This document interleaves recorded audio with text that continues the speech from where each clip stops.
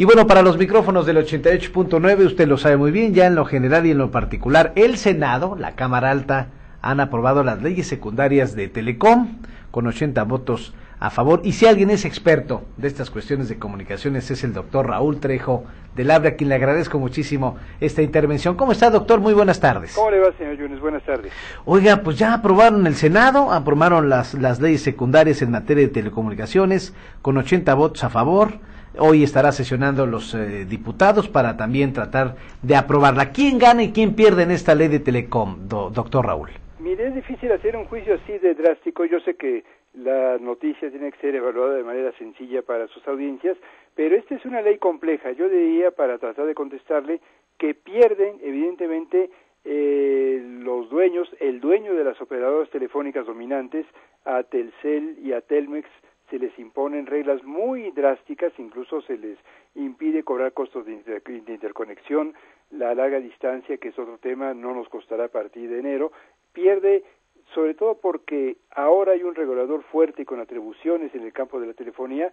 Las empresas que han acaparado este servicio en nuestro país, posiblemente, pero esto no depende solo de la legislación, sino de las medidas que se tomen, de la manera como se cumpla o no con la ley, posiblemente ganen los usuarios de telefonía con nuevas reglas que les permitan tener servicios con de calidad menos deplorable que la que padecemos hasta ahora. Y en el campo de la radiodifusión, yo creo que lo que pudimos haber ganado los televidentes y radioescuchas no es tan extenso como pudo haber sido, porque tenemos una reforma parcial en el campo de los medios de comunicación. A las televisoras se les regula, lo cual está muy bien, pero con reglas que no alcanzan a garantizar más diversidad y más calidad en los contenidos. Estoy hablando de contenidos audiovisuales. No hay estímulo a la producción independiente, no hay regulación seria de los anuncios comerciales e incluso del tiempo que las televisoras destinarán a ellos, pero sí hay reglas que le permitirán a la autoridad nueva, al Instituto de Telecomunicaciones, normar con más precisión la expansión y las alianzas de los grupos televisivos. A ver, doctor, entonces, para que la audiencia sepa, se elimina la libertad de publicaciones en radio y en televisión y está sujeta a radios comunitarias a tener publicidad exclusiva de sus gobiernos.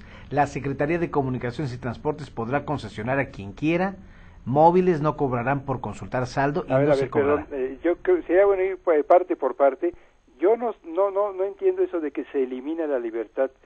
No hay restricción alguna a la libertad de expresión. No hay restricción entonces en esta ley. No, para nada. La Secretaría de Gobernación mantiene la atribución de clasificar contenidos, la atribución que ya tenía. Sí. Hay quienes han dicho que esto debió haberlo hecho el Instituto de Telecomunicaciones, pero se dice no habrá censura previa, es decir, no habrá revisión previa de los contenidos en radio y televisión. Tendrá libertad absoluta de administrar tiempos del Estado en radio y televisión, podrá supervisar y tendrá facultades en materia de vigilancia y sanción de contenidos de transmisión, pero tendrá la libertad absoluta entonces. Los operadores, los productores, los conductores como ustedes, los dueños de las emisoras, tienen la libertad que ya están ejerciendo. Esto solamente se reitera en la legislación, no hay cambios en ese sentido.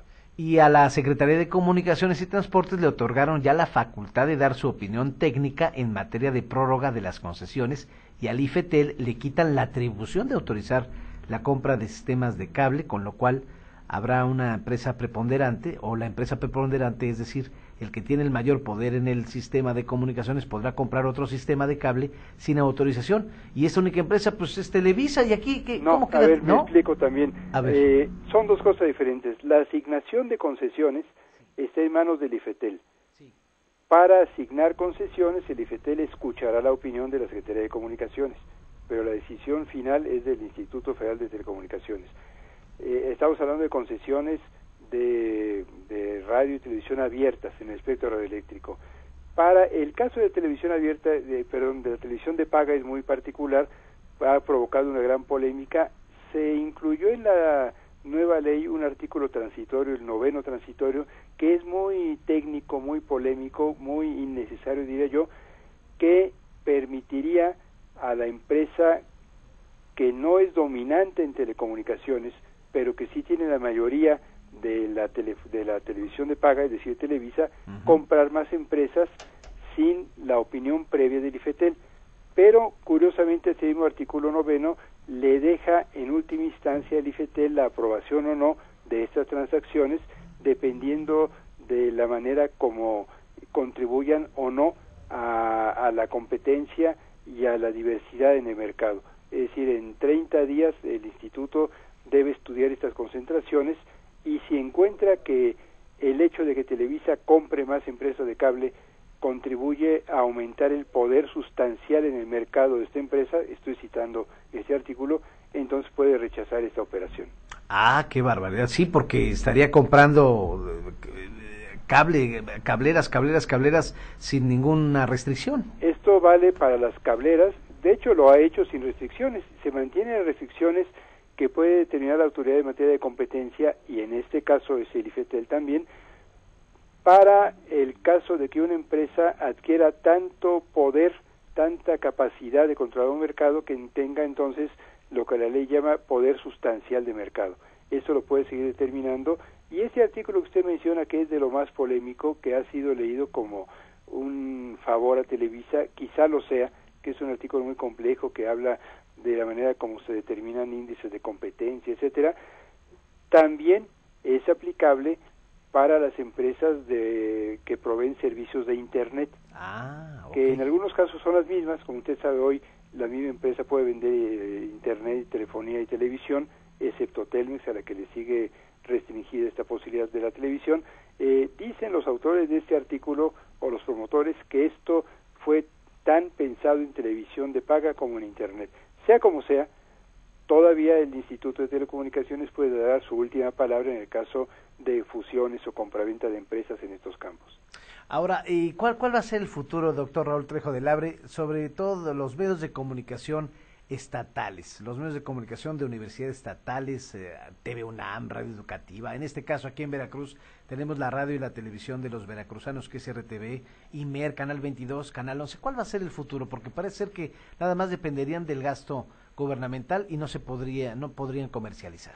Bueno, aquí hay muchos aspectos que vale la pena tomar en cuenta. A los medios públicos les convenía que les autorizaran la comercialización. Algunos de estos medios han estado impedidos toda la vida de comercializar, es el caso del Canal 11. Algunos tienen permiso para comercializar, es el caso del Canal 22. Ahora la ley dice todos estos medios deben tener concesiones de carácter público, a diferencia de los permisos que tenían hasta ahora. Van a tener que hacer nuevas solicitudes, y en esas solicitudes estos medios van a plantearle a la autoridad de qué manera garantizan los atributos que les da la reforma constitucional.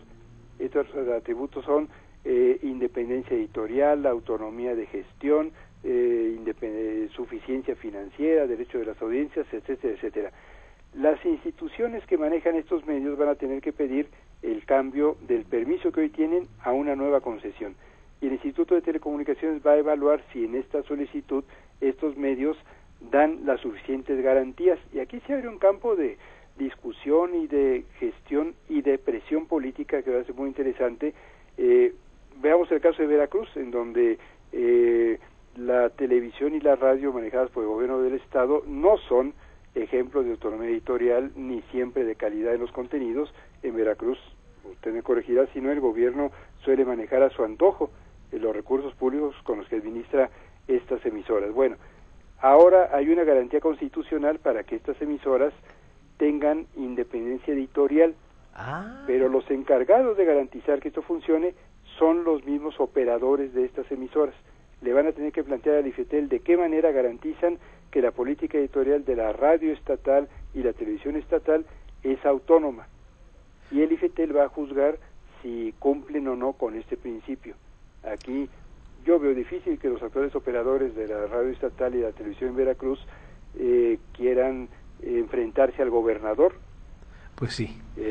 Pero tendrán que ver de qué manera presentan estas solicitudes para que se mantenga esa garantía. Era más sencillo que la ley dijera cómo deben funcionar las radios estatales. No lo hicieron los legisladores, le dejan a los actuales operadores, los gobiernos de los estados o las universidades públicas, la carga de definir esta serie de garantías. También fíjese, doctor, que hablan del artículo 311, dicen que este artículo es de los más polémicos, ya que podrían sancionar a los defensores de las audiencias, Asimismo, la ética en los medios queda al criterio del Estado, es lo que está usted diciendo, ¿no? Según el artículo 256. Sí, y esto es muy polémico porque los autores de la legislación y muchos promotores de las defensorías de audiencias consideraron que debía ser obligatorio que las estaciones de radio y televisión de todo el país tengan estas figuras, códigos de ética y defensores de audiencias. A mí me parece que hubiera sido más saludable que este asunto se dejara a la voluntad de las empresas en las instituciones, porque la ley debe ser para todos, pero la ética a mí me parece que debe ser asunto de cada empresa, de cada institución. No quedó así en esta ley. Se establece en efecto que cada empresa debe tener un defensor de audiencias, cada empresa de radiodifusión con su código, y el código debe reunir los requisitos que establezca el Instituto de Telecomunicaciones. Al pobre IFETEL, que ya tiene demasiado trabajo, le añaden entre otros de establecer parámetros para los contenidos de los códigos que aplicarán en su caso los defensores de audiencias. Y hay, como usted bien lo dice, una sanción que el instituto tendría que aplicar a los defensores de audiencias que no cumplieran con las obligaciones que les impone la ley. ¿Cuáles son esas obligaciones? Escuchar a los públicos, estudiar sus peticiones, dar a conocer recomendaciones y gestionar su cumplimiento entre las empresas de radio y televisión. Yo no creo, puesto que la ética es un asunto voluntario, que sea una buena medida que se pretenda castigar a los defensores de audiencias cuando no cumplan del todo con estas recomendaciones, con sus obligaciones, pero sí quedó. A mí me parece que este es un artículo que sale sobrando, pero en cuanto la Cámara de Diputados, como es previsible, lo apruebe esta semana y se promulgue, será parte de la ley y de los fuentes de conflictos previsibles que habrá en el cumplimiento de esta nueva, por lo demás, contradictoria legislación. Doctor, por último, esta ley que ya se ha aprobado en lo general y en lo particular por la Cámara Alta, la ley general, las leyes secundarias de la ley de telecomunicaciones, ¿es la ley que merece México?